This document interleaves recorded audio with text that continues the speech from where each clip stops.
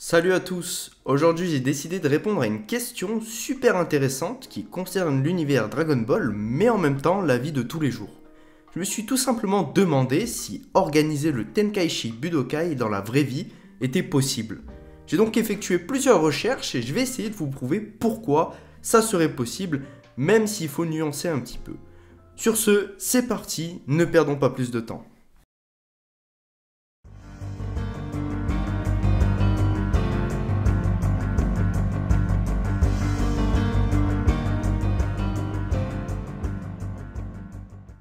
Selon moi, et après plusieurs recherches, oui, effectivement, c'est possible. Alors pour bien comprendre pourquoi et comment, il faut décortiquer les règles, la structure et la genèse d'un tel tournoi. Tout d'abord, qu'est-ce que le Tenkaichi Budokai? Le Tenkaichi Budokai est un tournoi d'arts martiaux apparaissant plusieurs fois dans Dragon Ball et dans Dragon Ball Z, se déroulant sur l'île Papaya. Le tournoi apparaît tous les 4 ans, ce qui n'est pas un souci dans la réalité quand on voit par exemple la Coupe du Monde. Ensuite, on peut imaginer que tous les combattants de toutes les disciplines confondues peuvent s'entraîner ardument afin de pouvoir y participer et qu'on ait environ une liste de 125 à 150 combattants. Bien sûr, le top 5 de chaque catégorie sera sélectionné.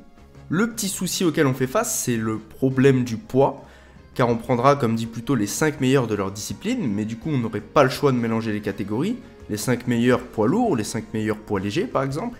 Ce qui peut se faire, même si ce n'est pas vraiment équitable, mais rien n'empêche un combattant plus léger d'user de sa technique afin de neutraliser ou faire tomber de l'arène un combattant plus lourd. Cependant, il faudrait probablement créer des catégories à part, comme dans l'œuvre, une catégorie enfant et une catégorie femme. Ensuite, comme dans l'œuvre d'Akira Toriyama, on assisterait donc à des tests préliminaires. Tests qui jugeraient de la santé de chacun des combattants, de leur capacité physique, et seuls les 100 meilleurs seront donc retenus. Ce qui pourrait donc constituer une première phase assez divertissante, où on aurait des épreuves comme des Jeux Olympiques où chacun des combattants teste leurs facultés, dans un terrain super vaste. On fait l'impasse sur la punch machine et on passe donc sur des mini-tournois de 10 plus fermés afin de dégager 2 combattants par arène, ce qui nous donne donc 20 combattants, qui s'affronteraient dans des matchs à élimination directe jusqu'au duel final, qui nous offrira donc un joli 1v1. Les règles seront d'éliminer ou neutraliser son adversaire avec un décompte bien entendu. Plus précisément, un combattant sera considéré éliminé s'il tombe dans le coma, abandonne, tue son adversaire, sort du ring, utilise une arme ou un accessoire, se met à pleurer, oui, c'est une règle, est KO pendant au moins 10 secondes et crève les yeux de son adversaire ou frappe dans les parties génitales. Les vainqueurs de leur catégorie toucheront tous la même somme, disons 100 millions d'euros, hormis pour la catégorie enfant qui gagnera beaucoup moins, 50 millions d'euros par exemple. On se rend compte que le Tenkaichi Budokai c'est réellement possible, mais que bien entendu, on n'aurait pas des combats plus spectaculaires que dans l'animé, mais tout de même, imaginer les meilleurs de chaque discipline se battre, ça promet du très haut divertissement.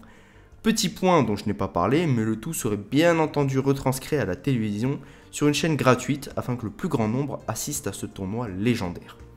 Donc en soi, l'organisation d'un tel tournoi semble possible, mais les problèmes sont néanmoins présents. Premièrement, ça risquerait d'être très coûteux, surtout au niveau des récompenses. 100 millions et 50 millions, c'est beaucoup, vraiment. Qui pourrait les sortir ou chaque pays pourrait par exemple s'accorder à mettre une certaine somme, ou même tout simplement on pourrait juste se poser la question de d'où vient l'argent. Enfin bon, bref. Ensuite, il faudrait se mettre d'accord sur où ça se déroule à chaque fois. Je pense que ça demanderait un peu les mêmes débats comme à la Coupe du Monde. On demanderait vraiment où ça peut se passer à chaque fois, par exemple aux États-Unis, en France, en Australie, je sais pas, par exemple. Et ensuite, surtout, le niveau de dangerosité, ça risque d'être plutôt élevé, voire même plus élevé qu'à l'UFC, je pense.